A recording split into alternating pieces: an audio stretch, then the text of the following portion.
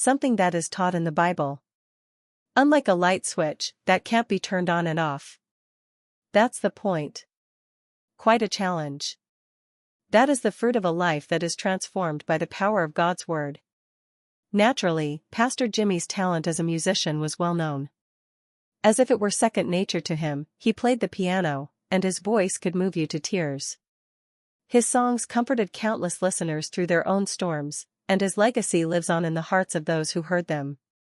Nevertheless, Donnie clarified something. His music, as impactful as it was, took a back seat to the message. Preaching the gospel was Jimmy's true calling.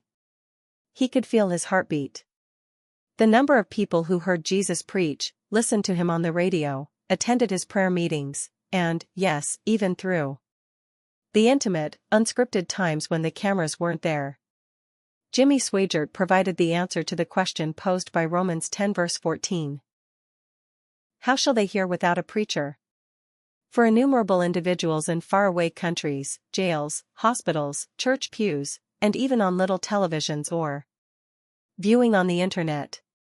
A sliver of hope was his voice. Not because it sounded dramatic, but because it conveyed reality.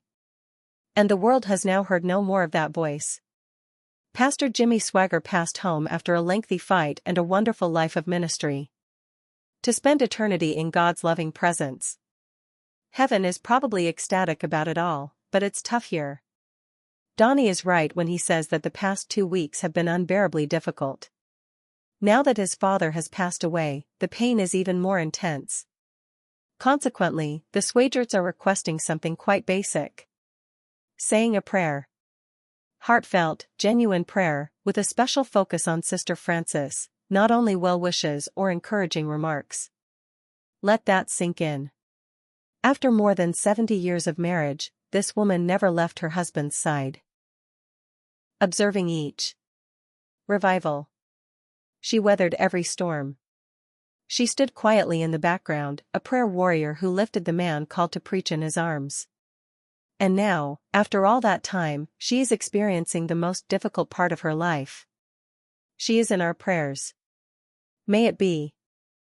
I'd always seen family dramas on comedies or anthology shows, but Bonanza was the first to consistently focus on one family and all the problems they faced. Set in a bygone era, the period drama sought to address modern social issues, which was a challenge for television shows at the time due to sponsors' disapproval and networks' fear of fan letters. Bonanza's strength was that it wasn't afraid to tackle controversial themes, even when doing so caused tension behind the scenes. Unfortunately, not all of the actors. In the early 1960s, when tensions between cast members over creative decisions started to surface publicly, some cast members left willingly, while others were written out. Who were the characters who left willingly, and who were written out? Pernell Roberts reminisces about her days in the early days of television, when boxy black and white sets lit up American living rooms, and her landing a regular role on a TV series. Pernell Roberts, who played Adam Cartwright, the eldest son of rancher Ben Cartwright on Bonanza, was already a well-respected stage actor with the good looks, charisma, and talent to make it big. Critics had lauded his work in the theater, and he had won a Drama Desk Award in 1955 for playing MBTH off-Broadway. However, television was the real goal for most actors, and while it paid well, it was unprestigious and, worse, actors who stayed on a single show for too long ran the risk of being typecast indefinitely. Film he had demonstrated promise in, particularly in Bud Boetikatur's Ride Lonesome, but back then, nobody took Western seriously, so it didn't do much for his career. Nonetheless, actors need to work, and Bonanza, though it wasn't Shakespeare, offered Roberts steady pay and national exposure. The hope was that it would open doors rather than close them, but staying on the show began to wear him down. In an interview with the Daily News Leader, he explained that the experience had taken a toll on him. Eventually, he sought medical help to alleviate the stress he was experiencing. He explained that, although the money was good,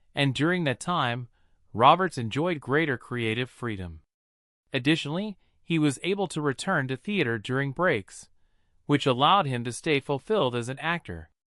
Although he never achieved the level of fame that some expected, he persisted in his work and eventually became a respected director.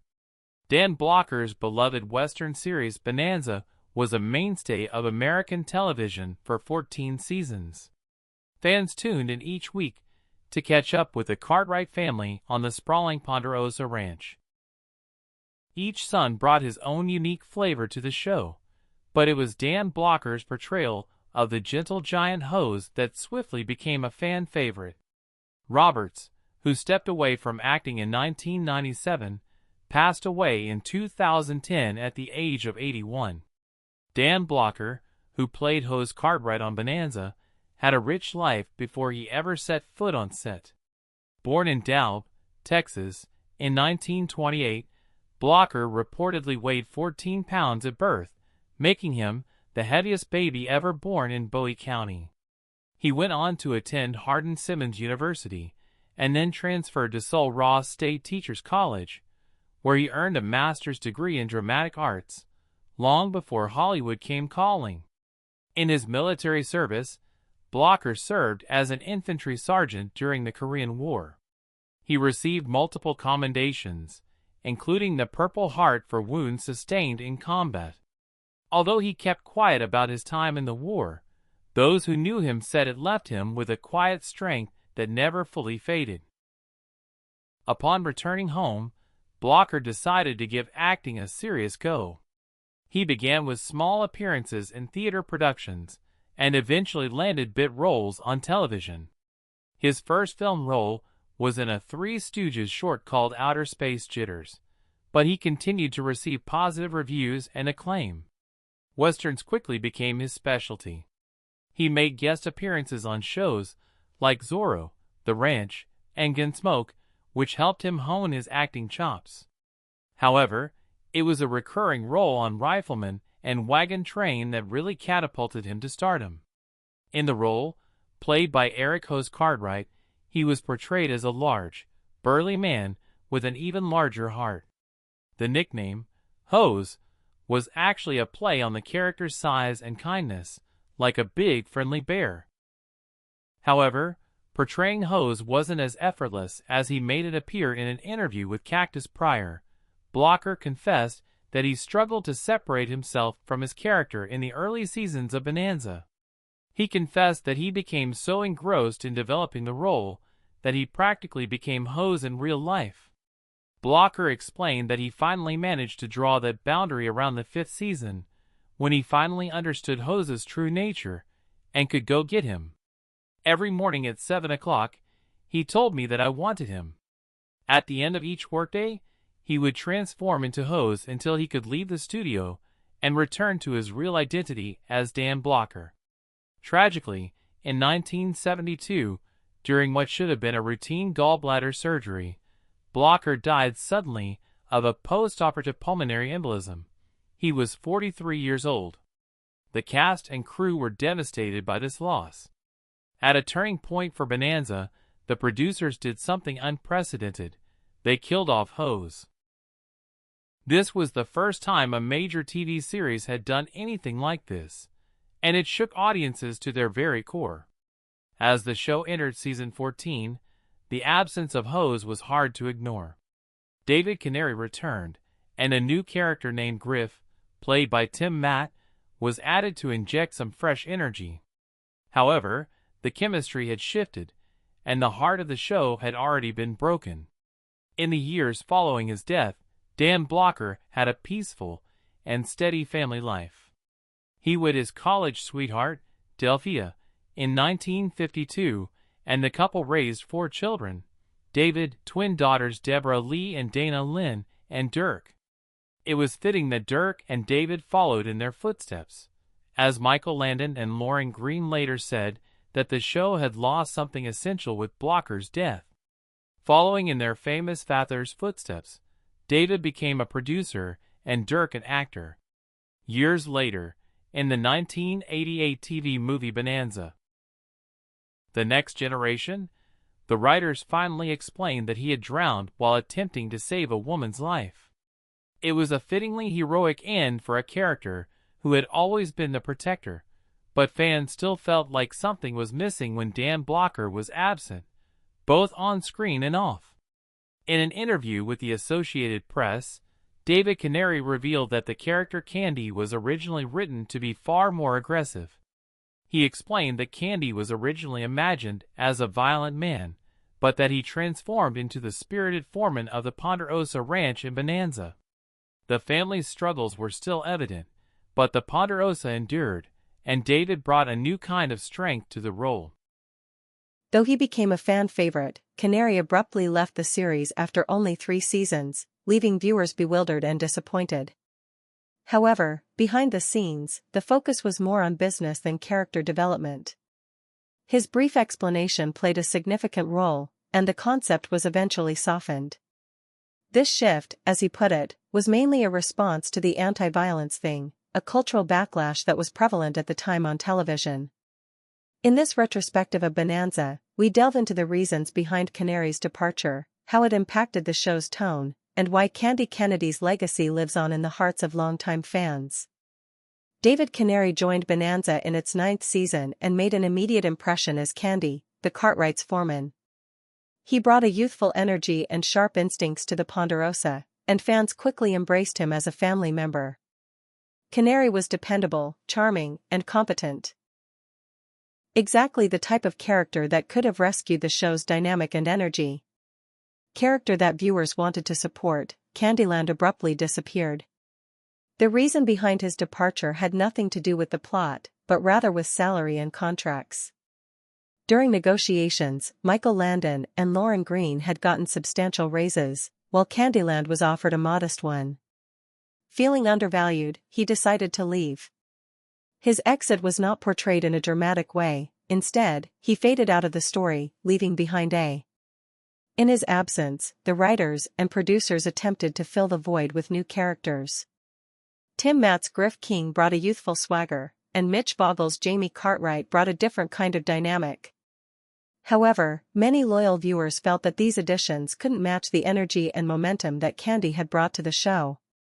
The ratings dropped, and the show continued for a while, but many attribute this to. During the time after Canary's departure, the series Bonanza continued to air until its 14th season, but the magic started to fade. Ultimately, the show was cancelled, but Candy's legacy lived on. Fans still talked about Canary long after he left, and his role became a part of the show's mythology. This shows how a single character can profoundly impact the atmosphere of a long-running series. The love for Candy wasn't solely due to the scripts or the action, it was about the heart that Canary brought to the role. An ongoing problem in the entertainment industry is the imbalance in the recognition and reward of talent. Canary's situation served as a reminder that even beloved characters can be affected by television politics. His decision to walk away rather than settle for less than what he believed he deserved spoke volumes about his self-worth. Interestingly, he returned 2 seasons later, following the unexpected death of co-star Dan Blocker, who played host Cartwright. He was asked back to be a part of the series, supposedly at Michael Landon's urging. He appeared in 93 episodes, leaving a lasting impression. However, David Canary had already established himself as a solid stage and screen actor before joining Bonanza. He was born in Indiana and raised in Ohio. He was also a talented athlete and played college football at the University of Cincinnati. the Denver Broncos drafted him, but he chose drama over sports. He eventually studied at the prestigious University of Denver, and then moved on to New York. After deciding to return to Bonanza, he continued to perform in theater and film. His acting career took off after Bonanza, and he continued to win daytime Emmys for his portrayal of Adam Chandler and Stuart Chandler on All My Children. This role showcased his incredible range, as he could bring depth, charisma, and complexity to two entirely different characters. It also landed him a spot on one of TV's most iconic westerns. His reputation as an actor continues to soar, even after all these years since Bonanza's final episode aired in 1973. The show had a profound impact on the American Western genre, shaping it with its themes of family loyalty, action, and moral principles. Characters like Candy and Candida weren't just actors, they became icons of the era, and fans will always remember them fondly. Candy, on the other hand, was more than just another name on the cast list. He represented a new chapter in Bonanza's run, a revitalizing energy that propelled the series into its seasons later. His on-screen presence or lack thereof demonstrated how a single actor's performance can transform a whole show. But as time went on, the Ponderosa's illuminating lights started to dim, and with them, the Bonanza cast members who are no longer with us. Though the show has been on American screens since 1959, decades after its last episode aired, most of its iconic westerns continue to captivate audiences. Lawrence Greene, who played patriarch Ben Cartwright in every episode of Bonanza throughout its incredible 14-season run, was more than just the strict but fair father figure of the Cartwright clan. Born Lionheim Greene in Ottawa, Canada, in 1915, he began his acting career at a young age and continued to star in numerous successful television shows after leaving the Ponderosa Ranch. After completing his chemical engineering degree at Queen's University, he decided to pursue a career in theater instead. He attended London's esteemed Royal Academy of Dramatic Art and trained as a voice actor. In the 1940s, he became famous as the chief news broadcaster for the Canadian Broadcasting Corporation, a role that he played with gravitas and a baritone delivery. His acting career began on stage, but by the 1950s, he was making steady progress into television, and his breakthrough role was as Ben Cartwright, a widowed father raising 3 sons on a vast Nevada ranch. The part was perfect for Greene, who had a steady, warm, and authoritative screen presence. Viewers believed he was more than just the show's head honcho, he was the show's beating heart. However, by the late 1960s, even Greene was beginning to feel the strain of his role's longevity. In a 1967 interview with reporter Bobby Wygant, Greene gave an honest answer when asked if he thought the show should end. In response to his fans' wish that the show would run for another 8 years, Greene explained that, like any actor, after a long career on television, other interests start to nag at him. He made the observation that, despite these feelings, Greene stayed dedicated to the show until its final season ended in 1973. After Bonanza ended, he didn't exactly vanish from public view. Instead, he took advantage of the 1970s to release a string of country music albums. He achieved a minor hit in 1964 with the spoken-word ballad, "Ringo," which surprisingly peaked at #1 on the Billboard Hot 100. In 1978, Greene made a surprising transition from the Old West to outer space, when he was cast as Commander Adama in the original Battlestar Galactica. In this role, he played a strong fatherly leader guiding a fleet of ships on a desperate search for Earth. His songs didn't top the charts, but they added a personal layer to his legacy. The sci-fi element was a daring move that helped Greene connect with a new generation of viewers. Off-screen, Greene was known for his poise and modesty. He was immensely proud of his Canadian heritage and kept close ties to his homeland. Green used his fame to support environmental and humanitarian causes that were important to him. Unfortunately, Green passed away on September 11, 1987, at the age of 72, from complications following a heart attack. Tragically, Green passed away from pneumonia following surgery for a bleeding ulcer. His life was filled with performance, character, and storytelling, but his impact lives on through shows like Bonanza and Battlestar Galactica. His portrayal of Ben Cartwright, a patriarch who is unwavering in his beliefs, loving toward his sons, and a moral compass during the era of TV cowboys and frontier chaos, will be remembered for over 30 years after his death. Green's roles were instrumental in defining the role of the television patriarch, and his voice will be heard long after his passing. From reporting on the war to recounting the hardships of the frontier, Lorne Greene's portrayal of Ben Cartwright on Bonanza was both relatable and unforgettable. Michael Landon, who was in his early 20s when he landed the role that would launch his career, brought a youthful energy to the role as Little Joe Cartwright, the youngest son on the show. In front of millions of viewers, he wasn't playing a cowboy. He was Little Joe. Born Eugene Maurice Owitz in Forest Hills, New York, in 1936, Landon had a troubled upbringing. His mother suffered from mental illness, and the emotional toll of her suicide attempts impacted his outlook on life in high school. He was a javelin champion and received a scholarship to USC, but an injury cut short his athletic career. He was then encouraged to pursue acting, and he began landing roles in low-budget films, such as the 1957. In the cult hit, "I Was a Teenage Werewolf," Landon brought a fiery spirit and emotional depth to the character of Little Joe. As the years went on, he became a major creative force behind the scenes, writing and directing episodes that were unusual for someone his age. After Bonanza ended in 1973, he became even more famous as Charles Lester on Little House on the Prairie, and later, as an angelic drifter in Highway to Heaven. He would build tight-knit sets, and was adored for his devotion to the cast. For fans of Bonanza, Landon will always be Little Joe, the soul of the Ponderosa. Ray Teal was already a veteran when he rode onto the Bonanza set, but his shows rooted in family values and heart reflected the man behind the camera. After a long battle with pancreatic cancer, he died at the young age of 54 in 1991.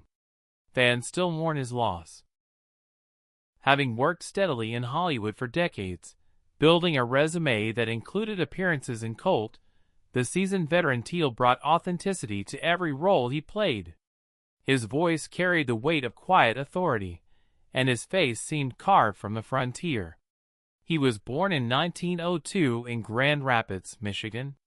Known for his dependability and ability to embody small-town justice with patience and dignity, 45 Empire and the Everglades, Teal joined Bonanza as Sheriff Roy Coffey. Teal passed away in April 1976 at the age of 74, having accumulated over 300 film and TV credits. His character, Ponderosa, was a steadying influence on the town, someone the Cartwrights and the audience could rely on when trouble came. His understated presence added depth to the series, and his scenes always had an authentic, lived-in quality. Although his name might not have been shouted in headlines, his face and his calming, steady presence became recognizable on American television. Guy Williams, born Armando Joseph Catalano in New York City in 1924, is tall, charismatic, and unbelievably handsome. He first became famous as the swashbuckling lead in the iconic Disney series Zoroark. When Bonanza needed someone to replace Pernell Roberts, Williams seemed like a natural choice. He played Will Cartwright, who was introduced to viewers shortly after as Ben Cartwright's nephew. Despite Adam's departure, the character had potential, a strong screen presence, a familial connection, and a brief stint on Bonanza. Rumors circulated that show creator Michael Landon, who was already involved behind the scenes, felt threatened by Williams' growing popularity and rugged good looks. This rumor allegedly led to Williams's quiet writing off after only a few episodes. If Bonanza didn't fully capitalize on embrace him, the science fiction world did. In 1965, Williams played a completely different kind of role on Lost in Space, playing the role of Professor John Robinson, the calm and noble father. The show brought him renewed fame, but this time from a younger audience. After the series ended, Williams gradually retired to Argentina in 1979, where he was beloved by the locals and often called Zorro. He passed away in 1989 from a Victor Sung, a comedian and unforgettable member of the Bonanza cast, passed away from a brain aneurysm. Born in San Francisco to Chinese immigrant parents in 1915, Jung overcame the challenges of working in an industry that frequently cast Asian actors in limited stereotyped roles. His performances were characterized by a unique blend of warmth, humor, and resilience. In a subtle but significant moment in television history, Jimmy Chan, son of the legendary detective Charlie Chan, came to fame as the loyal cook of the Cartwright family. Jung brought depth and dignity to the role, making him a beloved member of the Ponderosa family. In addition, Jimmy Chan was involved in one of the earliest interracial romantic storylines on American television, which marked a subtle shift in an otherwise conservative genre. Bonanza Jung continued to portray Chinese American characters on primetime television after he played Uncle Charlie in Bachelor Father. Aside from acting, he had an unexpected second career as a chef, sharing his passion for food with the world. His cookbook, Great Wok, introduced American kitchens to Chinese recipes long before fusion cuisine was cool. However, his life took a terrifying turn in 1972 when he was. In spite of all the hardships he endured, including being shot in the back during a commercial airline hijacking, Victor Sung managed to survive. Tragically, he passed away in 1980 from accidental natural gas poisoning at his home. Despite all that, his legacy reflected grace, perseverance, and an undeniable presence that continues to resonate with Bonanza fans. Which Bonanza cast member did you like the most? Let us know in the comments, and don't forget to subscribe for more videos and click the next one on your screen.